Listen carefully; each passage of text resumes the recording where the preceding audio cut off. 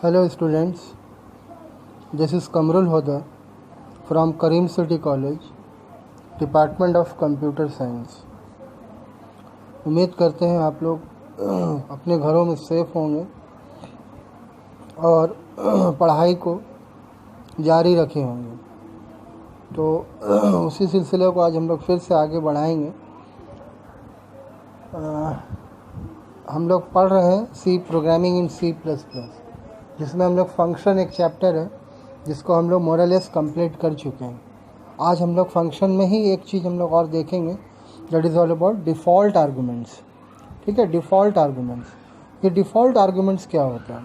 देखिए, इसमें बोल दिया रहा है कि C++ allows us to assign default values to a function parameters which is useful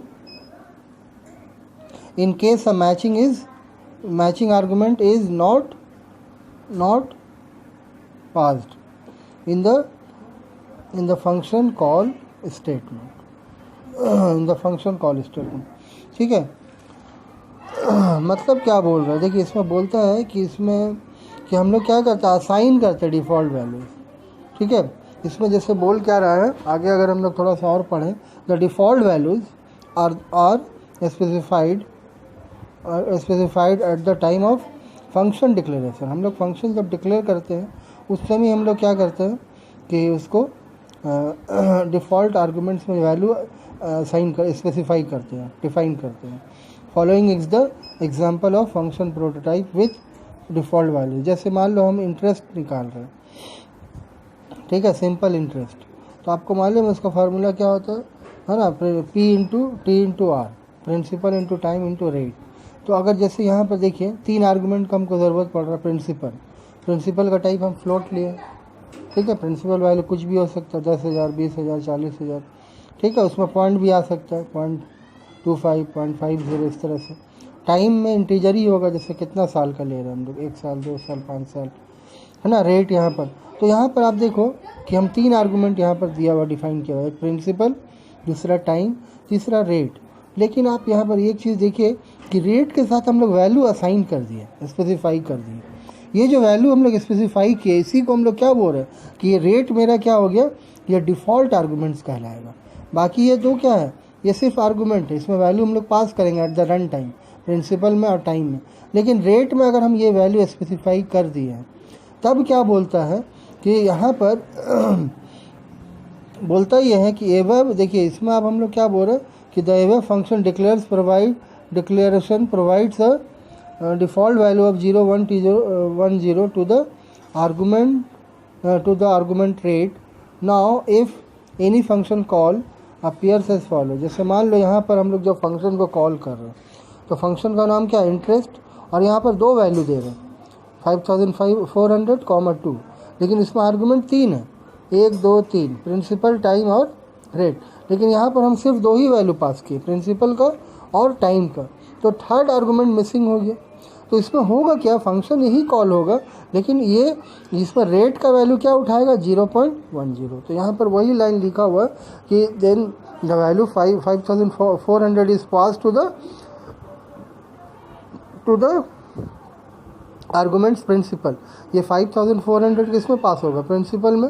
value 2 is pass to the second argument, that is time, and since the third argument rate is missing, then its default value 0.10 is used for rate। मतलब क्योंकि हमने यहाँ पर 2 ही argument पास किया, तो क्या बोल रहा है कि थर्ड वाला जो आर्गूमेंट चूँकि मिस हो गया, यहाँ पर हम लोग नहीं दिए हैं, तो ये वाला डिफ़ॉल्ट आर्गूमेंट ऑटोमेटिक उठा लेगा वहाँ से। क्या लेगा, 0.10। लेकिन इसको हम ऐसा भी कर सकते थे कि इंटरेस्ट, हम फंक्शन को कॉल कर रहे हैं, तीनों वैल्यू दे दिए, प्रिंसिपल का, टाइम का, रेट का।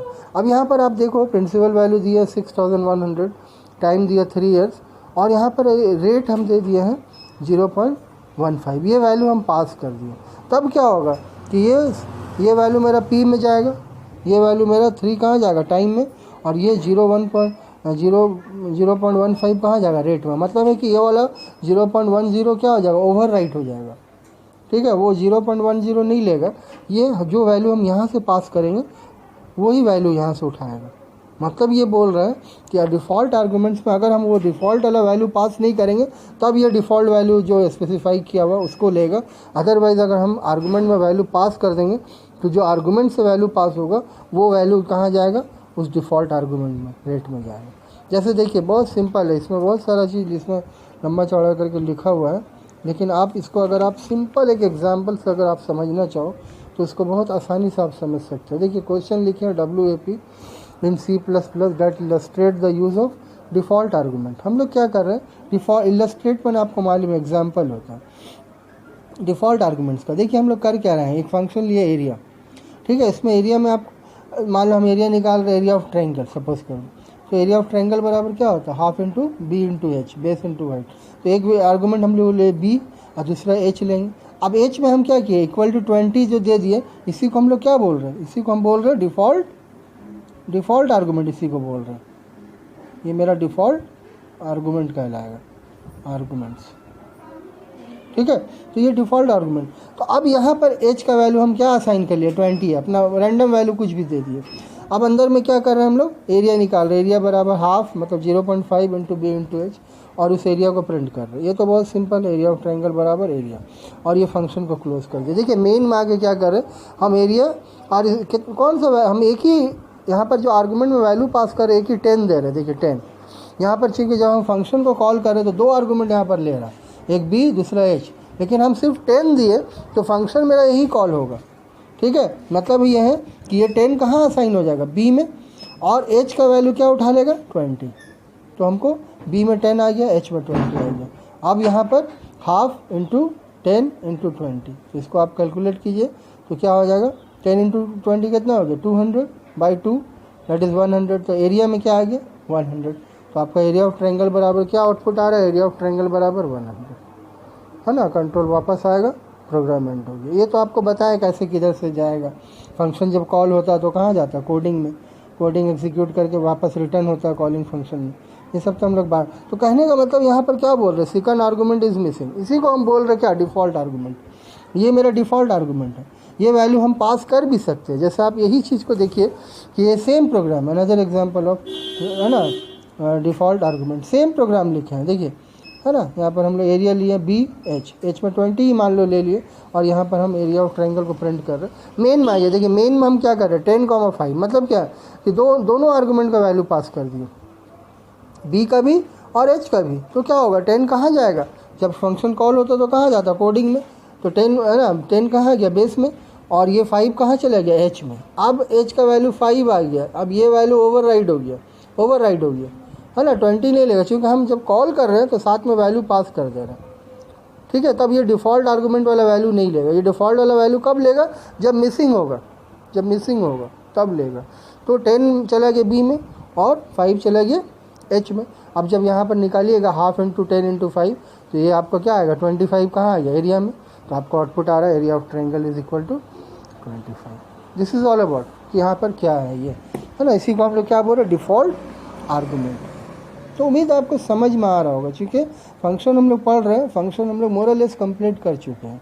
डिफ़ॉल्ट आर्गूमेंट रह गया था, इसलिए इसको हम आपको बता दिए।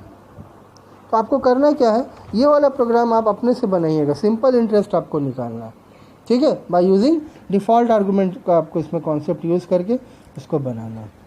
तो कोशिश कीजिए इसको बनाने का, समझ में आएगा, ठीक है। और जो अगर समझ में नहीं आता है तो उसमें घबराने वाली बात नहीं है ना, उसको अंडरलाइन करके रखिए। हम लोग उसको डॉट्स क्लास भी हम लोग उसको इसमें करेंगे, ठीक है। ओके, उम्मीद आपको समझ में आया होगा। Thank you.